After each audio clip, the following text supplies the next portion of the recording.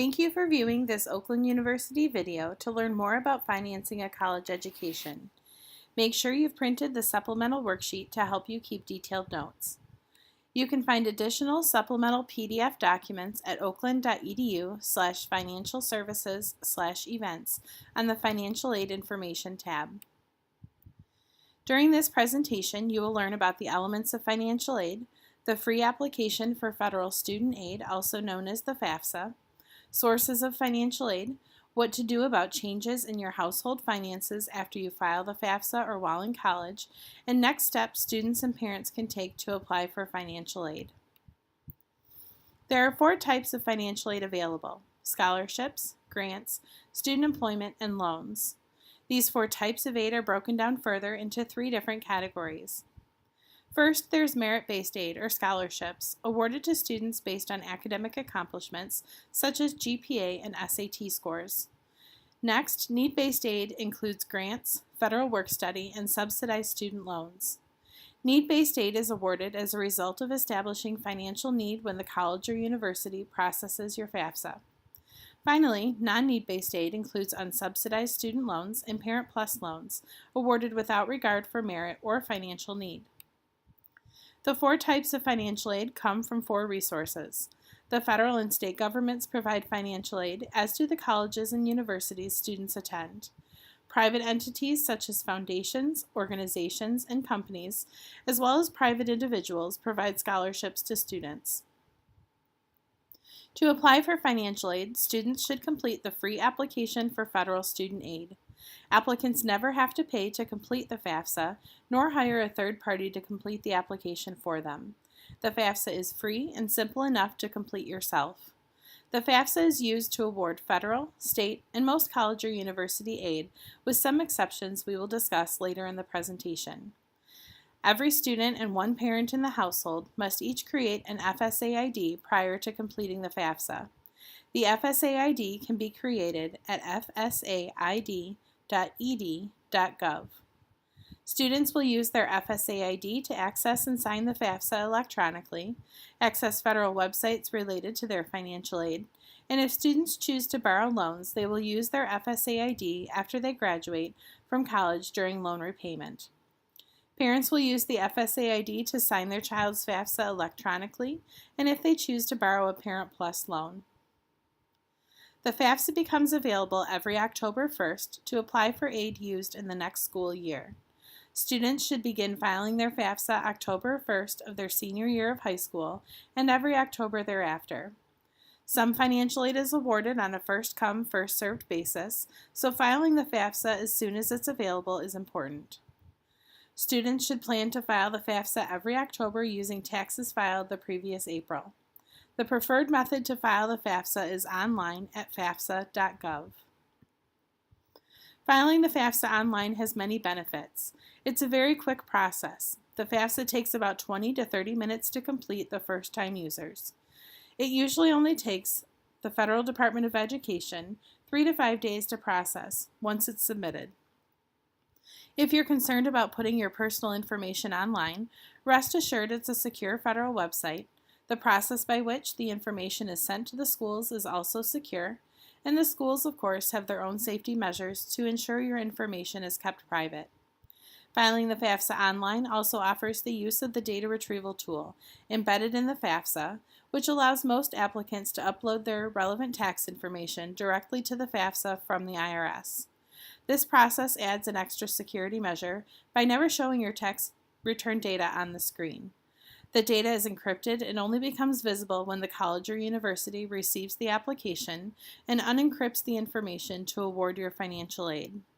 The use of skip logic on the Fafsa makes the application shorter and more relevant to the applicant by removing questions which no longer apply based on answers already provided. Should you need it, there is a wealth of instructions for common questions related to the Fafsa. Put your cursor in any answer box and a dialog box displays the definition of the requested information and exactly where to find the answer. A student's application will include parent and step-parent information unless the student meets the criteria to be considered an independent student. Independent students are 24 years or older, married, have a child or dependent, an orphan, ward of the court, has a legal guardian not the biological parent, is certified as an unaccompanied youth, or enrolled in a graduate degree program. Independent students will only include their information and their spouse's information on the Fafsa. Dependent students whose biological parents are separated or divorced will require parent and step-parent information if their parent is remarried from only one household. The Fafsa determines the household information based primarily on where the student lives 51% or more of the time, and secondarily by who provides 51% or more of the financial support for the student. If you need help completing the Fafsa, Oakland University offers in-person and virtual Fafsa appointments available to anyone, regardless of their attendance at OU. You can reserve an appointment by visiting oakland.edu/financialservices/events and click on the Fafsa Appointments tab. When you complete the Fafsa, you'll provide demographic, taxed and untaxed income information, and possibly asset information. After completing the taxed and untaxed income section of the Fafsa, and there is a possibility asset information will be required, a calculation is completed to determine your asset threshold. If the net worth of your assets exceeds the asset threshold, applicants must provide asset information on the Fafsa. If the net worth of the assets does not exceed the asset threshold, the applicant does not need to provide asset information. Asset information, if required, is broken down into 3 questions. The first question is about the value of your checking and savings accounts, plus any cash you keep on hand. The second question relates to investments, such as stocks, bonds, CDs, land or rental properties you own, etc. The third asset question is about the assets of businesses you may own, including the net worth of any buildings, equipment, and supplies. It's important to note assets do not include the home you live in, the vehicle you drive, your retirement accounts, or accounts for which you are the custodian, not the owner. 2 things occur when the Fafsa is submitted. First, the expected family contribution is calculated to determine the amounts the family is able to contribute toward the student's educational expenses. Colleges and universities use the information to determine what type of financial aid a student is eligible to receive. Second, a student aid report is emailed to the applicant, providing a list of all the questions and answers on the Fafsa. The information should be reviewed and any errors corrected at fafsa.gov. While the Fafsa is being processed, colleges and universities are preparing to create financial aid packages by determining the estimated cost of attendance.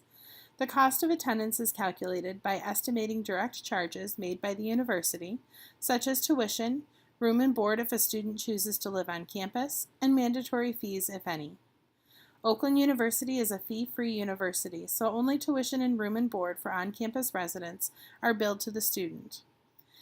Indirect expenses are also included as part of the cost of attendance. These are expenses incurred by the student but not charged directly by the university. Books, transportation, costs to live off campus or at home, and miscellaneous living expenses are all examples of indirect expenses. Direct charges and indirect expenses are added together to reach the cost of attendance. This figure is used to determine how much financial aid can be awarded to a student. Since it's been determined how much financial aid a student can receive, the university needs to determine what type of financial aid a student will be awarded. The EFC from the Fafsa is subtracted from the cost of attendance to determine the student's financial need. Financial need is the total amount of need-based aid relative to their merit-based aid a student is eligible for within their total financial aid package. The rest of the aid awarded, to meet the cost of attendance figure, is offered in non-need-based aid. Once the awarding process is complete, colleges and universities will begin to send award notification letters. Students who complete their Fafsa in early October can expect to begin receiving award letters in December. Additional information may be necessary at this time. About 30% of Fafsa applicants are selected for a process called verification, where colleges and universities are required to collect information and verify the Fafsa was filed accurately. Additional requirements for institutional, federal, or state aid may be necessary at this time as well. Students should read the award notification carefully to understand any additional requirements, instructions, and deadlines, as these tasks must be completed quickly. Although students may not have made a final decision where they will attend college as early as when they receive their award letter, it is important to complete the requirements by the deadline set by each school they are considering attending, in order to confirm their financial aid offer is ready should they choose to attend that school. The federal government is often a student's largest source of financial aid. A student who completes the FAFSA is automatically considered for all types of financial aid offered by the federal government. The Pell Grant, Teach, and Supplemental Educational Opportunity Grant are free money to students can use for their educational expenses and never have to repay. The SEOG is offered on a first-come, first-served basis, as long as funds given to the school have not already been exhausted by awarding earlier applicants. Federal work-study is also aid that does not need to be repaid, but it's often money that is not directly applied to the student's bill. Instead, the student can obtain a campus work-study job, and the grant is money they can earn in a paycheck. The federal government also offers loans to students. Subsidized and unsubsidized loans are awarded to the student in the student's name only. Parents are not co-signers for their students' loans. The confirmation page of the FAFSA will inform the student if they're eligible for a Pell Grant and loans, but the type of loan, as well as other federal aid eligibility, is determined by each college and university. So the comprehensive financial aid package is only available from the schools you list on the FAFSA. An additional loan, the Parent Plus loan, is sometimes offered to students who have received the maximum amount of aid in their name, but still have room in their total financial aid package for additional aid when the total amount of aid awarded to a student has not yet met the maximum estimated cost of attendance. A Parent Plus loan is intended to offer parents the opportunity to borrow a federal loan in their own name to supplement a student's financial aid. The Parent Plus loan is a credit-worthy loan and can be applied for at studentloans.gov by the student's parent, beginning in April, preceding the school year for which the loan will be used. If the parent is not approved for the loan, the student will receive an additional amount of their unsubsidized loan.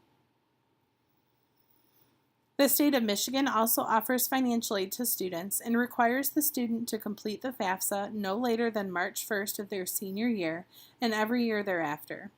The Michigan Competitive Scholarship is automatically awarded to students who complete the FAFSA by March 1st, who achieve an SAT score of 1200 or better, and demonstrate financial need when the college or university receives the FAFSA. All other state awards require additional application beyond the FAFSA. The eligibility criteria and applications for the state awards are available at michigan.gov/MI-student-aid.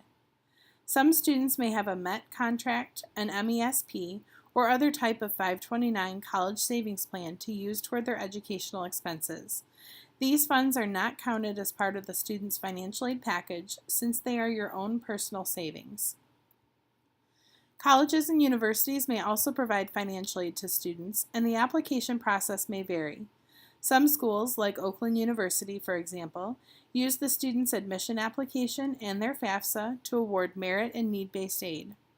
Other schools may require a separate application to apply for institutional aid, and application due dates may vary widely. Availability of funds may also vary and be offered only on a first-come, first-served basis or through a scholarship competition. It's also important to understand institutional financial aid is unique to the school and will not transfer between colleges or universities if the student decides to transfer schools. Oakland University is proud to offer scholarships and grants to each student who qualifies and submits their application materials and FAFSA by the deadline. You can learn more about OU scholarships and grants by visiting oakland.edu/financial-financial-assistance/undergrad. Private sources of financial aid are also available and require a student to seek out and apply for private scholarship opportunities. High school guidance offices will usually publicize local scholarships available to students enrolled in your school or students in your community. If you or your family are connected in any way to social or religious organizations, volunteer regularly, or are employed by an organization, foundation, or company that offers scholarships, you should check the eligibility criteria and apply for as many private scholarships as possible. You can also find private scholarship databases online at collegeboard.org, goodcall.com, and fastweb.com, to name a few. Students are encouraged to begin applying for private scholarship opportunities in their junior year of high school and continue applying until they graduate from college. If the financial information you enter on the FAFSA changes after you file the FAFSA or while the student is attending college, and the information is no longer representative of your financial standing, contact the college or university your student chooses to attend. They can collect information about your change in circumstances and determine if the student is eligible for any additional or different types of aid to help them pay for their educational costs. There are a number of things you can do to prepare for the cost of attending college. Students and one parent in the household should each create an FSA ID prior to completing the FAFSA. Continue to attend events and ask questions. Admissions and financial aid advisors are happy to answer your questions and tell you about our schools to help you learn if it's the right place for you. Look online for opportunities to visit different college campuses. Find out when admissions representatives are going to visit your high school, and make sure you ask your guidance counselor if there will be any financial aid presentations and workshops you can attend. Opportunities to visit Oakland University can be found at oakland.edu/visit. You can also receive free financial aid help, no matter where you choose to attend, at oakland.edu/financial services/events. There you will find handouts to accompany this video, the ability to make reservations to receive help with your FAFSA either in person or online, and worksheets to help you compare the financial aid offers you receive from any school. If you're not quite ready to apply for financial aid, but you want to get an idea of what kind of awards you would be offered, use the Fafsa Forecaster at fafsa.gov to get an estimated EFC. You can use that estimated EFC and other information about your academic performance on every school's net price calculator on the college or university website. The net price calculator will give you a breakdown of the cost of attendance, so you know what your direct charges and indirect expenses could be if you attend that school. Some calculators will also provide an estimated financial aid package that can be very helpful in understanding where you can afford to attend. Finally, begin to apply for private scholarships and create a weekly goal for the number of scholarships you want to submit applications for, or for the amount of time you want to dedicate to the process each week. Meet that goal continually from now until the time you graduate from college to increase the probability you will be selected to receive the scholarships by increasing the number of applications you submit over time. If at any time you have questions or need help understanding financial aid, please feel free to contact Oakland University Student Financial Services or view the state and federal websites about financial aid. You can reach Oakland University Student Financial Services at oakland.edu/financial services or by calling 248-370-2550.